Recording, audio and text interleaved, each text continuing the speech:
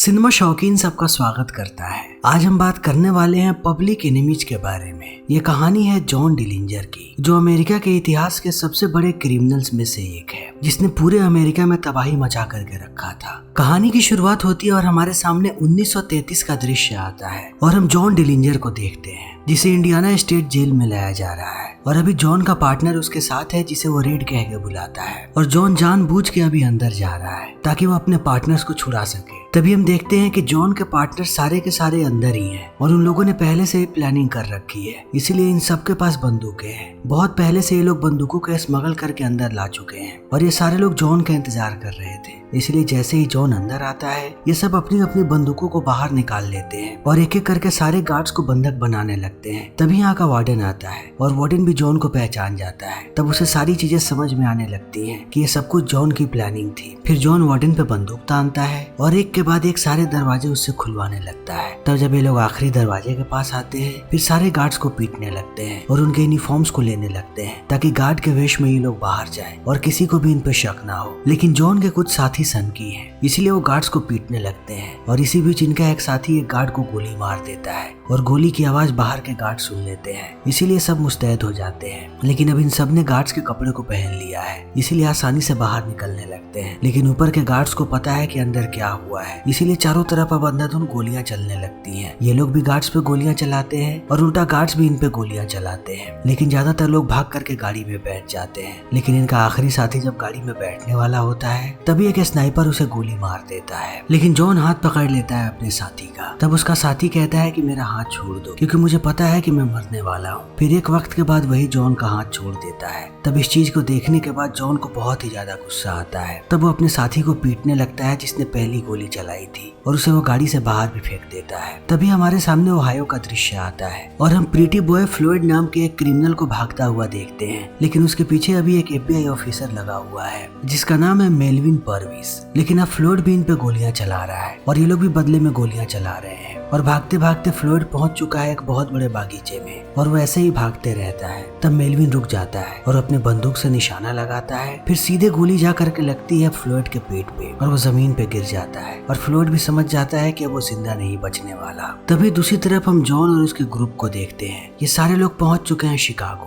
और जा रहे हैं अपने हाइड आउट के पास। और शिकागो में इनके छुपने में मदद करता है एक पुलिस वाला जो भ्रष्ट है। इसका नाम है मार्टिन और मार्टिन इन्हें भरोसा दिलाता है कि ये लोग यहाँ पे सेफ हैं। शिकागो में और भी बहुत सारे माफिया हैं जो इनके मदद के लिए तैयार हैं। लेकिन जॉन की प्लानिंग कुछ और ही है, इसीलिए वो जाकर के मिलता है एक महिला से जो बंदूकें और कार्स की स्मगलिंग करती है। फिर जॉन उससे पूछता है कि उसके पास सबसे तेज कौन सी गाड़ी है और सबसे खतरनाक कौन सी बंदूकें हैं। फिर वो औरत जैसे ही जवाब देती है, जॉन उसे पैसे दे देता है और वो सबसे तेज गाड़ियों और हथियारों को ले लेता है। और अगले दिन ये लोग पहुंचते हैं यहाँ के सबसे बड़े बैंक में और अंदर घुसते ही ये लोग सब पे बंदूकें तान देते हैं और इनके साथ ही सारे लोगों को जमीन पे लिटा देते हैं। फिर जॉन जाता है यहाँ के मैनेजर के पास और उस पर बंदूक तानता है और उसे खींच के लेकर के जाता है यहाँ के सेफ के पास ताकि वो सेफ को खोले और ये सारे के सारे पैसों को चुरा सके। और ये लोग ऐसा ही करते हैं, सारे पैसों को बैग्स में भरने लगते हैं। तभी मैनेजर चालाकी दिखाने की कोशिश करता है। तब जॉन उसे जोर से मारता है अपनी बंदूक से। फिर उससे पूछता है कि तुम क्या बनना चाहोगे, एक बुज़दिल जिंदा इंसान या फिर एक मरा हुआ हीरो। तब इन बातों को सुनने के बाद मैनेजर भी शांत हो जाता है और एक बार फिर से ये लोग पैसे भरने लगते हैं। तभी हम जॉन के एक साथी को देखते हैं जो बैंक के बाहर खड़ा है ताकि वो बाहर के लोगों पे नजर रख सके और अगर कोई भी खतरा हो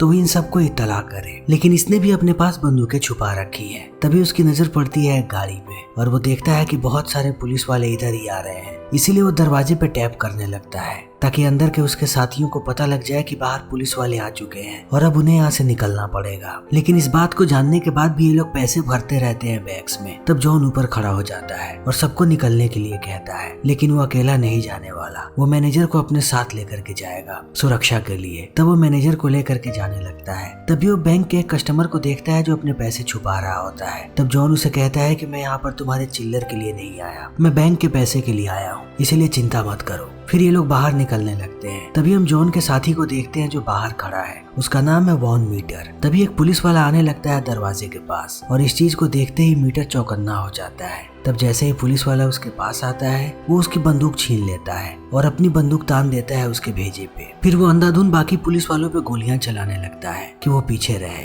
तब तक जॉन अपने साथियों के साथ बाहर आ जाता है। उसके साथ अब एक मैनेजर है और एक लड़की भी है ताकि पुलिस वाले उन पे गोलियां ना चलाएं। और ऐसा ही होता है, जैसे ही वो लोग गाड़ी के करीब आते हैं पुलिस वाले उन पे गोलियां चलाना बंद कर देते हैं क्योंकि उनके साथ 2 मासूम लोग हैं। फिर ये लोग गाड़ियों में बैठ करके यहाँ से जाने लगते हैं। तब एक डिटेक्टिव उन पे गोलियां चलाने लगता है, लेकिन इनकी गाड़ियों की रफ्तार बहुत ही तेज है, इसीलिए पुलिस वालों की गाड़ियां इनका पीछा नहीं कर पाती और एक वक्त के बाद ये लोग बहुत ही दूर निकल जाते हैं। फिर जंगल में जाकर के अपनी गाड़ी को रोकते हैं और दोनों हॉस्टेजेस को बांध देते हैं एक पेड़ के साथ। तभी हमारे सामने वॉशिंगटन का दृश्य आता है और यहाँ पर हम देखते हैं जे एडगर को, जो BOI का डायरेक्टर है और अभी वो एक्स्ट्रा फंडिंग के लिए आया हुआ है सरकार के पास, लेकिन उसके अनुरोध को खारिज कर दिया गया है क्योंकि सारे लोग एडगर से एक ही सवाल पूछते हैं कि तुमने अपनी पूरी जिंदगी में कितने लोगों को अरेस्ट किया है। तब इस बात का एडगर के पास कोई भी जवाब नहीं होता, लेकिन एडगर अपनी एजेंसी को एक नेशनल एजेंसी बनाना चाहता है, इसीलिए वो गुस्से में वापस आता है और अपने साथियों को कहता है कि मेलविन को लेकर के आओ। अब मेलविन हमारी टीम को लीड करेगा और हम वो करेंगे जो अब तक किसी ने नहीं किया है, हम जॉन डिलिंजर को पकड़ेंगे। फिर जल्दी ही मेलविन को बुलाया जाता है और मेलविन पूरे मीडिया वालों के सामने भाषण देता है कि वो जल्दी ही जॉन डिलिंजर को पकड़ लेगा। तभी हम जॉन को देखते हैं एक रेस्टोरेंट में, जहाँ पर उसकी मुलाकात होती है एक बहुत ही खूबसूरत लड़की से जिसका नाम है बिली।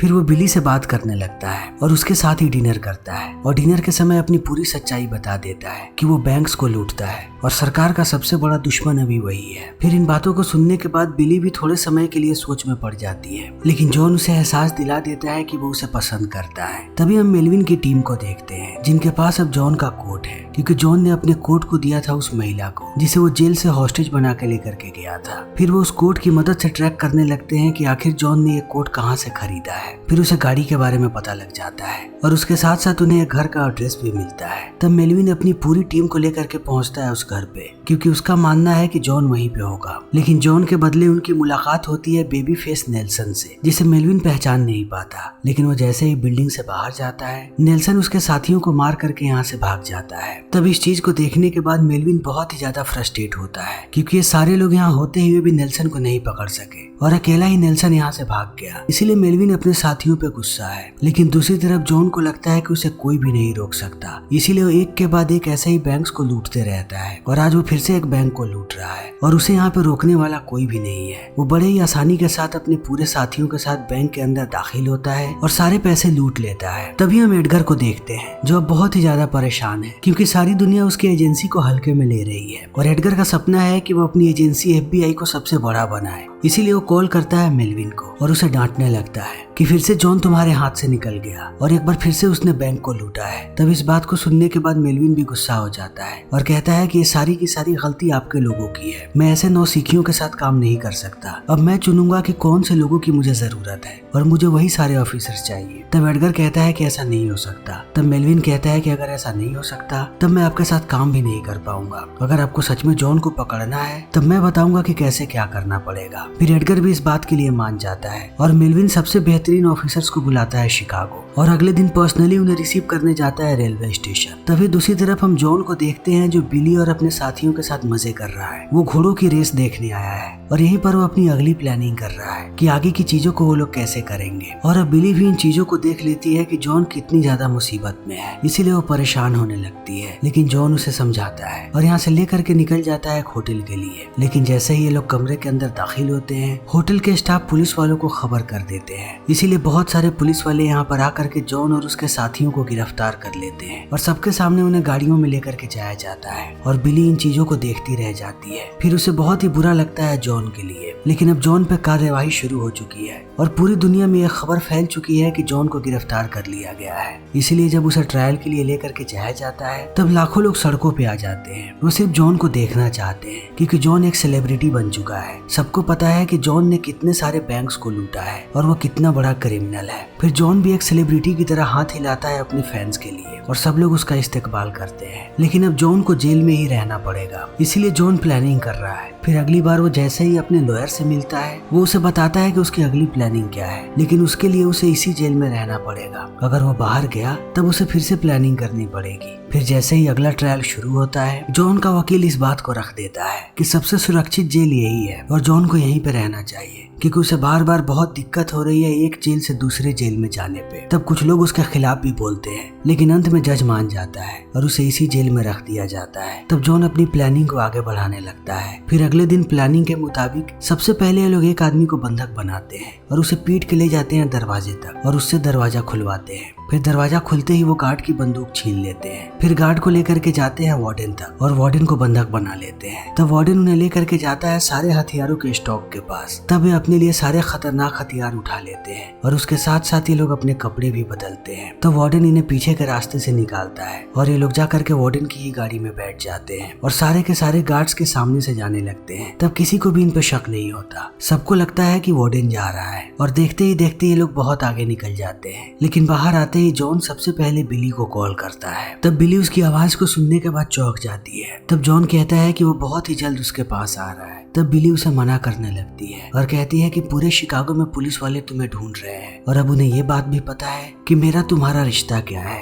इसलिए शायद उन लोगों ने मेरे ऊपर नजर रखा होगा। तुम्हारा यहाँ पे आना बिल्कुल भी ठीक नहीं होगा, तुम वहीं रहो। लेकिन जॉन कहता है कि अब बिली के पास आने से उसे कोई भी नहीं रोक सकता, वो जल्दी ही वहाँ पे आएगा। तभी हम FBI वालों को देखते हैं जो बिली की सारी बात सुन रहे थे और हमें पता लगता है कि बिली का शक सही था। फिर ये लोग सारे रिकॉर्डिंग की एक कॉपी ले जा करके देते हैं मेलविन को। तब मेलविन इनकी बातों को सुनने के बाद समझ जाता है कि जल्दी ये दोनों मिलने वाले हैं, इसीलिए इन्हें जॉन को पकड़ने के लिए सिर्फ इंतजार करना है, क्योंकि जॉन कभी ना कभी बिली के पास जरूर आएगा। तभी हम जॉन को देखते हैं जो जाता है यहाँ के सिंडिकेट बॉस के पास और उससे मदद मांगता है, लेकिन सिंडिकेट का बॉस उसकी मदद करने से मना कर देता है। तभी हम एडगर और मेलविन को देखते हैं और एडगर बहुत ही ज्यादा गुस्से में है क्योंकि जॉन अब पूरे सिस्टम का मजाक बना रहा है। सबको लगने लगा है कि जॉन को कोई नहीं पकड़ सकता, इसीलिए एडगर अब मेलविन को पूरी की पूरी छूट देता है और कहता है कि तुम्हें जितने नियमों को तोड़ना है तोड़ो, लेकिन मुझे जॉन के ग्रुप के सारे लोग चाहिए, कोई भी नहीं बचना चाहिए। तुम्हें जो करना है वो करो, लेकिन जल्दी से जल्दी सबको पकड़ो।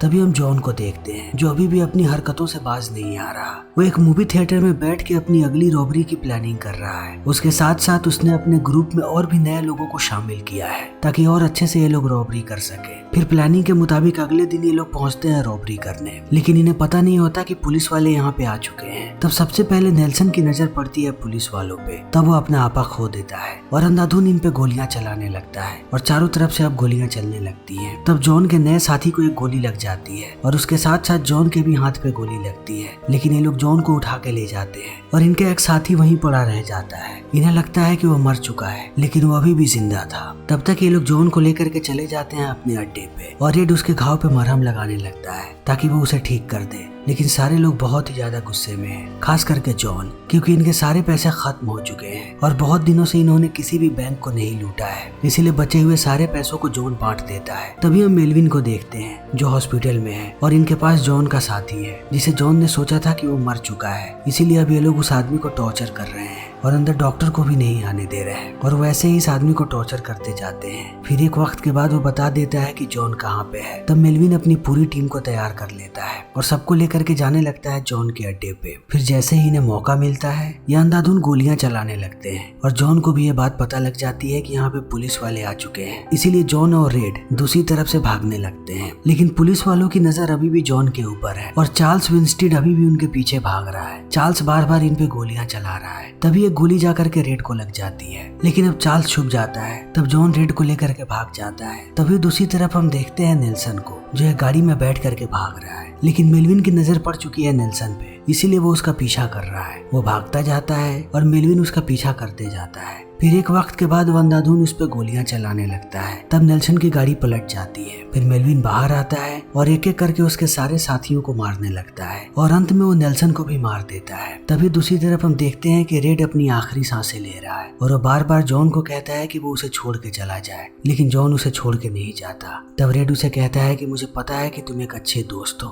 और तुमने कभी किसी का साथ नहीं छोड़ा, लेकिन अब समय आ चुका है क्योंकि मैं मरने वाला हूँ। फिर इतना कहने के बाद रेड भी अपना दम तोड़ देता है। तब धीरे धीरे जॉन टूटने लगता है और उसे अब किसी चीज की परवाह नहीं है, न सरकार की न पुलिस वालों की, इसीलिए वापस भागता हुआ आता है बिली के पास और बिली से आकर के मिलता है। तब बिली भी उसे देख करके खुश हो जाती है। तब जॉन उसे कहता है कि अब तुम ही बची हो सिर्फ मेरे पास और मैं चाहता हूँ कि तुम मेरे साथ रहो, हम यहाँ से बहुत दूर जाएंगे। तब बिली कहती है कि क्यूबा। तब जॉन कहता है कि नहीं, हम वहाँ से भी दूर जाएंगे, बस मुझे थोड़ा समय दे दो। फिर इतना कहने के बाद बिली जाती है अपनी चीजों को लाने के लिए, लेकिन वो जैसे ही अंदर जाती है उसे पुलिस वाले पकड़ लेते हैं, लेकिन उन्हें पता नहीं होता कि जॉन इसके साथ था। तब वो उसे लेकर के यहाँ से जाने लगते हैं और दूर से जॉन इन सारी चीजों को देख रहा होता है कि उन लोगों ने बिली को पकड़ लिया है, लेकिन जॉन उसे नहीं छुड़ा सकता, इसीलिए वो रोता हुआ यहाँ से निकल जाता है। हम पहली बार जॉन को यहाँ पर रोता हुआ देखते हैं, लेकिन अब पुलिस वाले बिली को बहुत ही बुरी तरीके से टॉर्चर करते हैं। तभी मेलविन को यह बात पता लग जाती है कि ये लोग एक औरत को टॉर्चर कर रहे हैं। फिर वो गुस्से में अंदर आता है और जितने भी लोग टॉर्चर कर रहे थे बिली को, वो सबको डांटता है और उनके मर्दानगी पे सवाल उठाता है। तभी हम जॉन को देखते हैं जिसे उसका वकील ला करके एक लेटर देता है, जिस लेटर को बिली ने लिखा है जेल से। और बिली चाहती है कि अब जॉन उसे छुड़ाने ना आए, क्योंकि जॉन पहले ही अपने लिए बहुत सारी मुसीबतें खड़ी कर चुका है, इसीलिए वो चाहती है कि अब जॉन शांत रहे थोड़े दिनों तक। फिर इन बातों को सुनने के बाद जॉन भी निकल जाता है और वो बिली का इंतजार करने लगता है। लेकिन इसी बीच जब वो एक मूवी देखने जाता है तभी FBI वालों को ये बात पता लग जाती है,